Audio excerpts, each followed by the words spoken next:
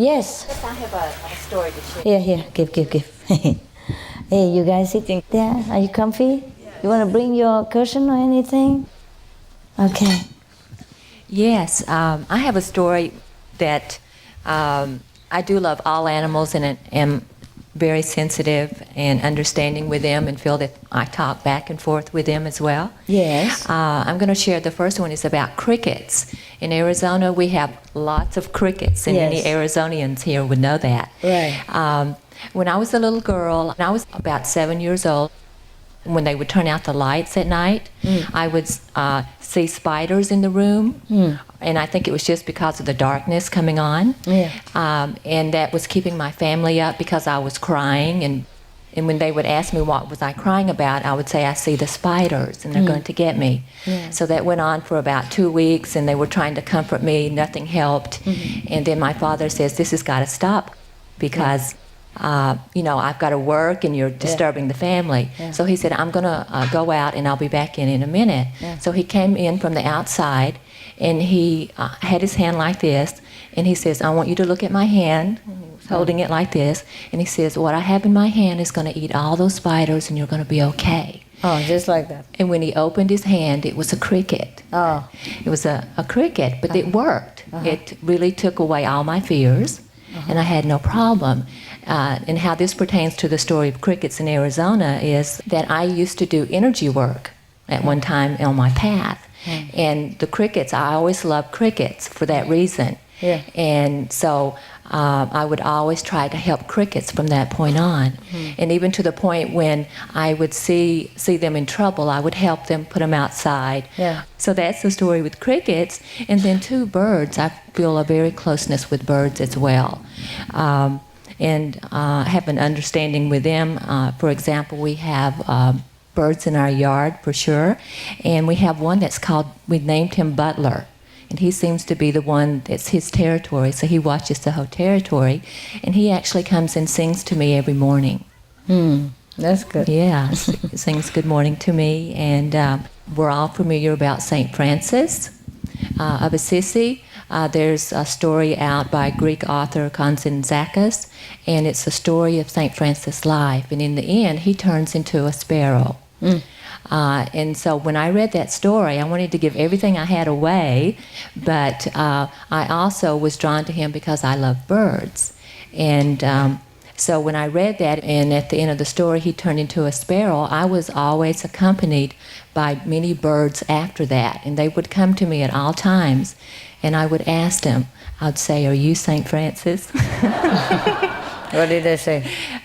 They would say, we'll let you figure that out. Oh, really? Yeah, but there was just, a big group of birds just at different times. I could be at a restaurant, and they would come up to the window, and I would say, are you St. Francis? And so it's just a lot of love sharing with the animals. Oh, are you okay now? Yeah. You can talk now? Okay, give it to go. her. She's waiting. I can feel the pressure. We can communicate, all right. So, and with these animals. Yeah. The first time I realized that I can talk to at least ants at that time was I was just initiated, and I was living in an apartment in San Jose. And there was a whole bunch of ants that were visiting in my kitchen. I had a very little kitchen, and there was a big line of them. So I reported it immediately to my manager, who's right next door, and this was a big, burly Irish guy. And so he says, okay, I'll take care of it. So in the meantime, I thought, something came to me, and I thought, I think I should just figure out if I could talk to these ants so that they won't need to be eradicated, with poison. So I started talking to them psychically and said, it's time now for you to go back. You've done your visit, and thank you for visiting, and you can go back to the same way you came through. And that was it. So 2 hours later, I turned around and looked in the kitchen, and there was only about half of them left. I said, oh, that's pretty good. And about 6 hours later, they were gone. Oh. So the next day, my manager knocks on the door, got this big, huge spray gun, and he says, okay, he says, I'm ready to get rid of your ants. And I said, that's okay, I already took care of them. He says, what did you do? I said, I talked to them. He said, "You're vegan."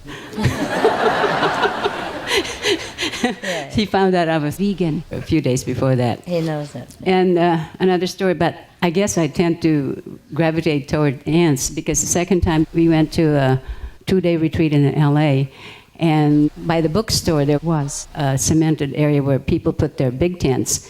And one day I saw everybody was moving away from that big area, and I said, "What's going on? How come you guys are moving?" And they said, "Oh, a big bunch of ants. Big ones, they're eating us up." So I said, "Oh, okay." So then I went back to my tent and I saw a whole bunch of them behind my tent. And immediately I said, "Oh my God, what?" Right away I want to just do something drastic. And I thought, no, wait a minute. I remember I know how to talk to ants. So I told him again, I said, "Okay, I make a deal with you. It's okay. You can stay right here. You don't even have to leave. As long as you don't go inside my tent, you'll be fine." I come back about after meditation. They were completely gone.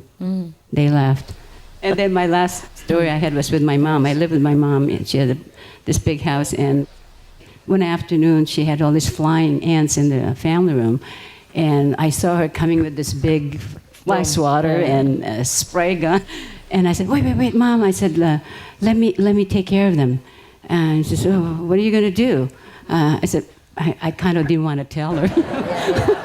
I said, "Well, Difficult. I'll talk to them." She looks at me really funny, and so she went upstairs. So I talked to the ants. Same thing. I said, "You please go back to your home, and thanks for coming. And you've already spent enough time with us. Bye-bye."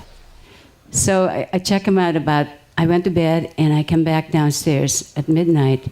They were all gone. So I thought, "Oh my God, I don't know what happened to them." I was worried. My mom must have really gotten rid of them. So the next morning I asked her, "What did you do with the ants, Mom?" She says, "I don't know. I didn't do nothing to them."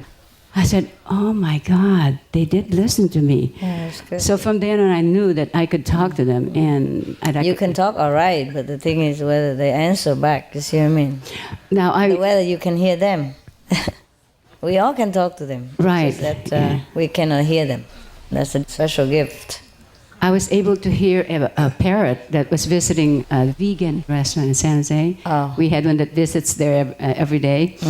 And he was, everyone stops by to see this parrot because he's so beautiful and he talks a lot.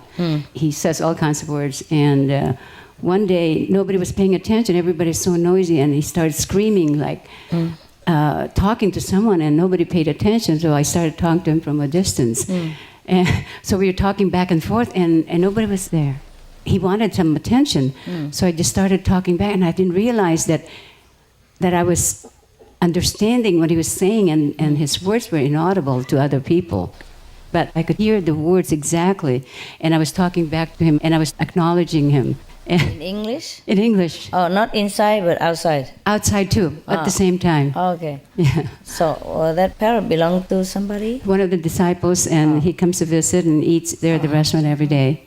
So he brings him. He brings the parrot, yeah. Is that person here?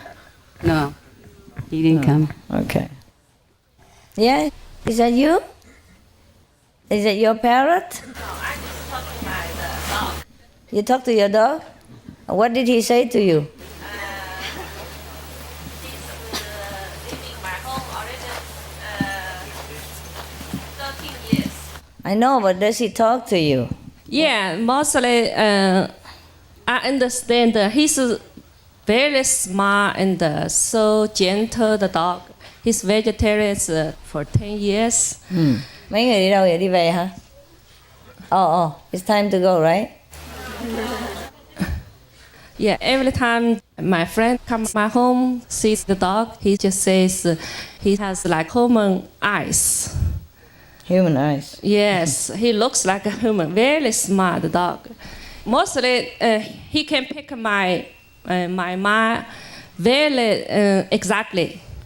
Also, I can pick his mind exactly too. Mostly, he want to eat everything. He's old. 13 years. One day I talked to my husband, say he's too old. Maybe I don't want to take him anymore. Maybe give to somebody else.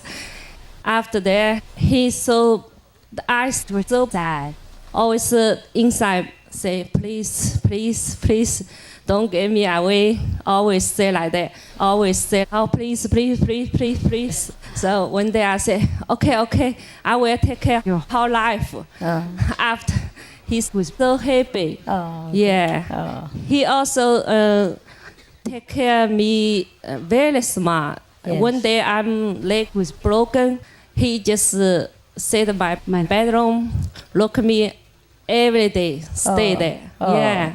This dog very, very smart. Yes. Yeah, very, very smart. Sensitive. Yeah.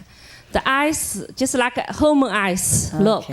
You My take friend- care of him, okay? Yes. You take care. Don't give him away. Yes. Yeah, you promised Yeah. already. I will. Yes. Yes. Dogs, they like to be with their caretaker all the time. Yeah, until they die. But many dogs don't have that chance. I know. They say every 4 seconds, one dog is killed in America. One dog is put to death because of being unwanted. They're not wanted by the ex-caretaker. Or even if I make mistake, maybe not 4 seconds, but 4 minutes. But even then, every 4 minutes, one dog dies. In America alone. Even if it's 4 minutes, it's terrible. Not talking about disaster or accident. No, they've been put to death in the shelter.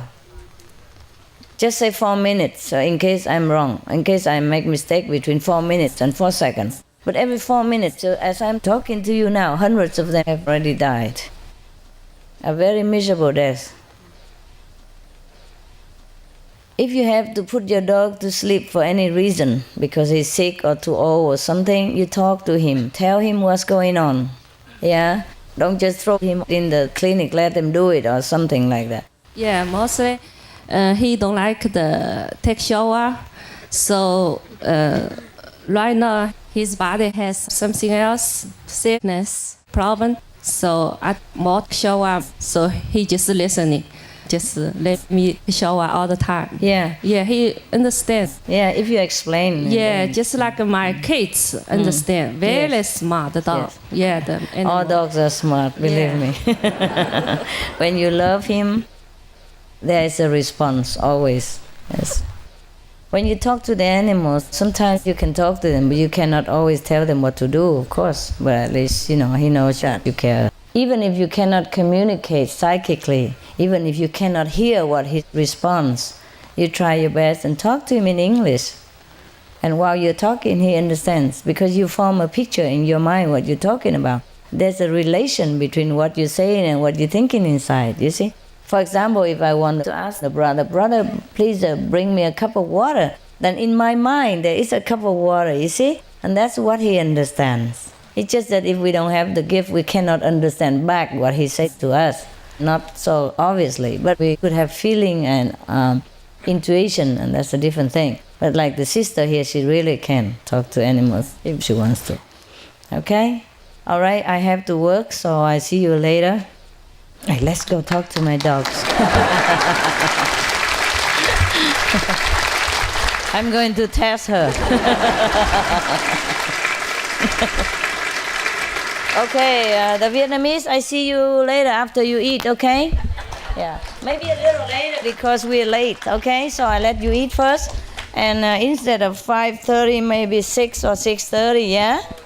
Okay, you sit in the gym, huh? And the contact person can also be there if you want, but you sit behind them or around them, okay? The contact person can be there anytime, and in any group can be there if you want to, but sit behind the group, yeah, behind.